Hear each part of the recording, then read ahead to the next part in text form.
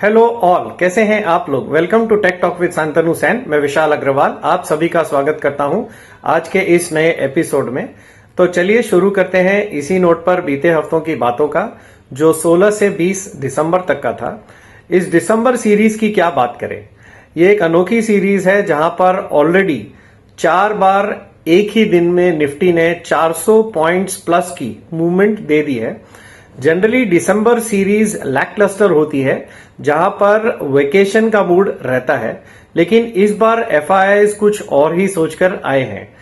इनकी बाइंग तो सिर्फ एक बहाना लग रही है कि वो और ज्यादा माल बेच सके ऊपर के लेवल्स में।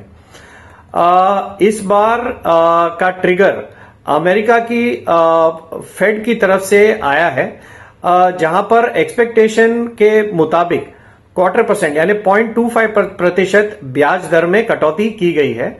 लेकिन जो डेविल था वो फेड चेयरमैन पावेल की स्पीच में था। उन्होंने अपने इस साल के ही स्टेटमेंट से दूरी बनाते हुए अब 2025 में सिर्फ 2 बार रेट कट होने की संभावना जता दी है। गौरतलब है कि पावेल ने इसी साल यानी 2024 में उन्होंने कहा था कि 2025 में 3 से 4 बार रेट कट होने की उम्मीद कर रहे थे। बाजार 3 रेट कट मानकर चल रहा था, जिसमें ये तेजी की गई थी। उसमें अब वो 2 रेट कट की बात आने से ही अमेरिका का मार्केट का मूड एकदम खराब हो गया। एक ही दिन में अमेरिकन मार्केट्स 2 से 2.5% तक गिर गए हैं। ये इंडेक्स स्पेसिफिक है। इसके पहले भी 1974 में 1974 के बाद पहली बार ऐसा हुआ है कि डाउ जोन्स लगातार 10 दिनों तक गिरता रहा, क्योंकि इसकी आशंका पहले से ही थी वहां पर कि इन्फ्लेशन घटने में अभी कठिनाई हो सकती है। हमने भी हमारे एक वीडियो में बताया था कि ट्रंप चाइना, मेक्सिको और कनाडा जैसे देशों पर प्रतिबंध लगाने की बात कर रहे हैं, जिससे चाइना जैसे देशों से आने वाले सस्ते सामानों पर प्रतिबंध लगने से वो महंगे हो जाएंगे, तो इन्फ्लेशन कंट्रोल करने में उन्हें भी दिक्कत होने वाली है। जैसे ही पावेल ने यही बात बताई, उसके बाद तो विश्व के सारे बाजार ढेर होने लगे। स्टॉक मार्केट के अलावा कमोडिटी मार्केट्स में भी हड़कंप देखने को मिला है। गोल्ड, सिल्वर, क्रिप्टो, ये सभी मार्केट्स में इस बात को लेकर चिंता है और वहां पर एक बड़ी सेलिंग देखने को मिली है इस पूरे हफ्ते में।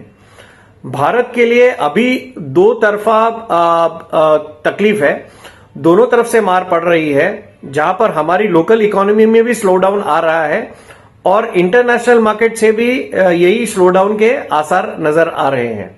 हमारे यहाँ पर जो प्रॉब्लम है, जिसमें हमारे कॉर्पोरेट रिजल्ट्स में कोई खास उत्साह वाली बात नजर नहीं आ रही है, वहीं सरकार की तरफ से लोगों के हाथ में एडिशनल पैसा भी नहीं आ रहा है। सरकार के पास 2 टूल्स थे जिससे वो कंजम्पशन को बूस्ट कर सकते हैं। हमने ये पहले भी अपने वीडियो में बताया है। आरबीआई द्वारा रेट कट ना होने से पहले वाला टूल तो चला गया है। उन्होंने सिर्फ जो सीआरआर कट किया है, उससे कुछ 1.25 लाख करोड़ रुपया जो सिस्टम में आएगा, वो हाथी के मुंह में जीरे के बराबर है। अब बजट ही एक उनके पास में एक बड़ा और टूल बच जाता है, जिससे कि वो इकोनॉमी को एक धक्का लगा सकते हैं। सरकार की ओर से कई बार कहा जा रहा है कि सरकार अपना खर्च बढ़ाएंगे, जिससे इकोनॉमिक ग्रोथ में बढ़ावा मिलेगा। लेकिन अभी दिसंबर के आखिरी तक भी कोई बड़ी योजना का कोई अनाउंसमेंट अभी ना सुनने मिला है ना देखने मिला है। और यदि 2025 में ऐसी कोई योजना आती भी है, तो इसका इम्पैक्ट जीडीपी को 6.6% पर लाने के लिए काफी दिक्कत होगी, मशक्कत करनी पड़ेगी। वैसे ही वर्ल्ड मार्केट्स भी अभी ट्रंप के आने और ट्रंप के अनाउंसमेंट्स के लिए वेट कर रहे हैं, क्योंकि ट्रंप ने आने से पहले काफी सारे इंडिकेशंस दिए हैं कि वो हो सकता है कि जियोपॉलिटिकल में कोई चेंजेस कर पाए, जहां पर रशिया यूक्रेन की लड़ाई पर वो कंट्रोल करने की बातें कर रहे हैं। अगर ऐसा होता है तो वर्ल्ड इन्फ्लेशन पर एक अच्छा खासा असर देखने मिल सकता है। हमारे मार्केट्स की बात करें, हमारे मार्केट्स पिछले 5 दिनों से गिर रहे हैं। तकरीबन 1200 अंक का नुकसान निफ्टी पर अभी तक देखने को मिला है इस सप्ताह में। इसमें एफआईआईज की निरंतर सेलिंग और सेबी द्वारा सख्त कदमों की वजह से लोकल बाइंग में कमी आने से ये फॉल और ज्यादा बढ़ी है। हमने गत सप्ताह भी बताया था कि यहां से वॉलेटिलिटी और बढ़ने के संकेत मिल रहे हैं। अब इस वॉलेटिलिटी में एफ&ओ के ट्रेडर्स कितना बच पाएंगे? काफी ट्रेडर्स को काफी बड़े लॉसेस हुए हैं इस दिसंबर सीरीज में।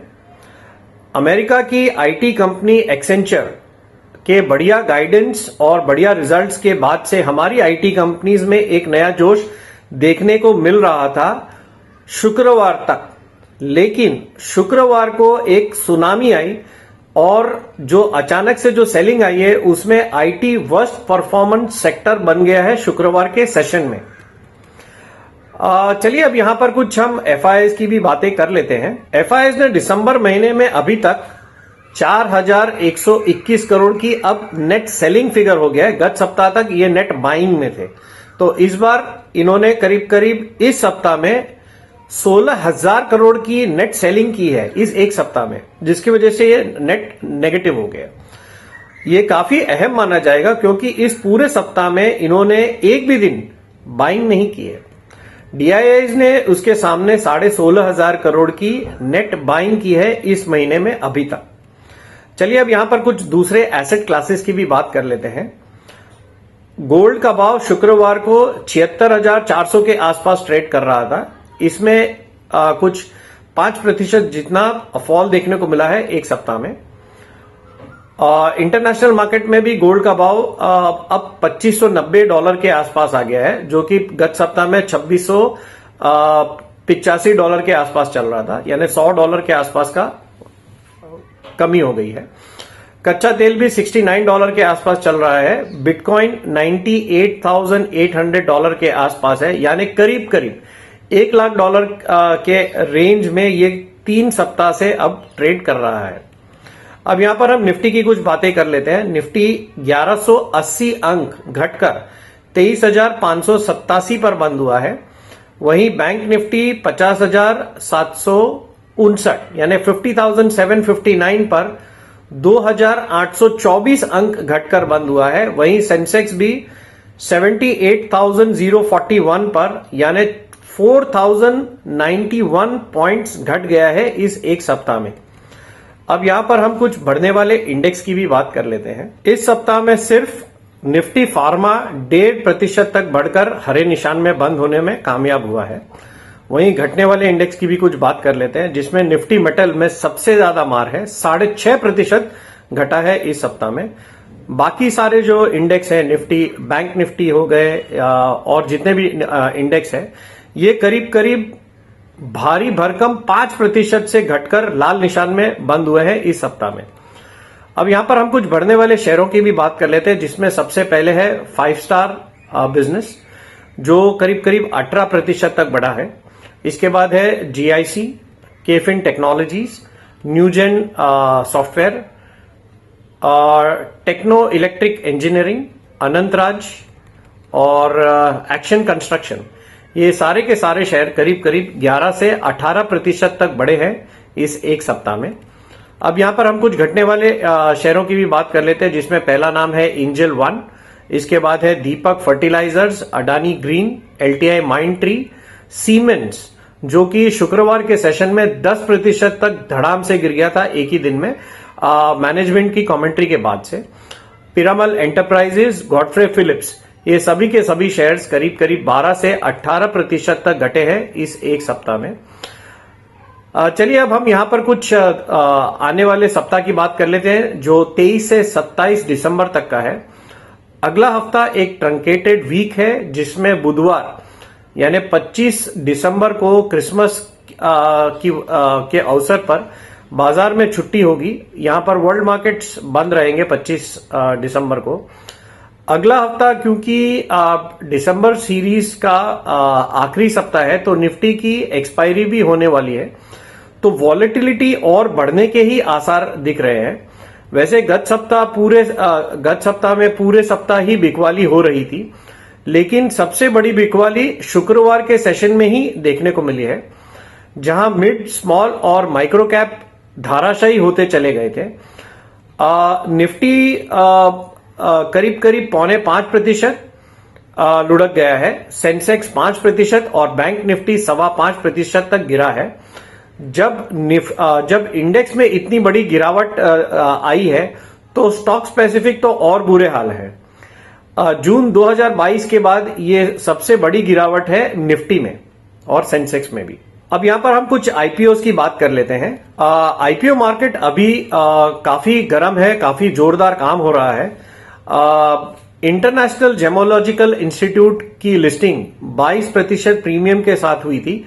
क्लोजिंग भी खराब बाजार में 12% ऊपर ही होकर बंद किया है ये शेयर शुक्रवार को। विशाल मेगामार्ट 33%, 33%, साई लाइफ साइंसेज 18.5% और वन मोबिक्विक सिस्टम्स 56% बढ़ा है। और इन्वेंचरस नॉलेज सॉल्यूशंस ये 43% के प्रीमियम के साथ लिस्ट हुए हैं इस सप्ताह में। अभी जो आईपीओ चल रहे हैं उसमें ट्रांसरेल लाइटिंग सिस्टम्स, इसका प्राइस बैंड है 410 से 432 का। 5.41 टाइम्स ओवर सब्सक्राइब ऑलरेडी हो चुका है। दूसरा इसका आईपीओ है डैम कैपिटल एडवाइजर्स, जो इसका प्राइस बैंड है 269 से 283 का। ये ऑलरेडी 7.08 टाइम्स ओवर सब्सक्राइब हो चुका है। ममता मशीनरी प्राइस बैंड 230 से 243 का, ये already 38.7 times already over subscribe हो चुका है। सनातन टेक्सटाइल्स, इसका प्राइस बैंड है 305 से 321, ये 1.53 टाइम्स ओवर सब्सक्राइब हो चुका है। कॉनकॉर्ड एनवायरो सिस्टम्स, इसका प्राइस बैंड है 665 से 701 का, ये भी 1.24 टाइम्स ओवर सब्सक्राइब हो चुका है। ये सभी आईपीओस 23 दिसंबर तक खुले रहेंगे। 24 दिसंबर तक खुले रहने वाले 3 आईपीओस हैं, जिनमें वेंटिव हॉस्पिटैलिटी का प्राइस बैंड 610 से 643 का है, ये ऑलरेडी 0.75% अभी तक बढ़ा है। सेनोरेस होम्स, ये 372 से 391 का प्राइस बैंड है और ये ऑलरेडी 0.93 टाइम्स ओवर सब्सक्राइब हुआ है, 1.93 टाइम्स ओवर सब्सक्राइब हुआ है। करारो इंडिया 668 से 704 का प्राइस बैंड है और ये 0.09% अभी तक भरा गया है।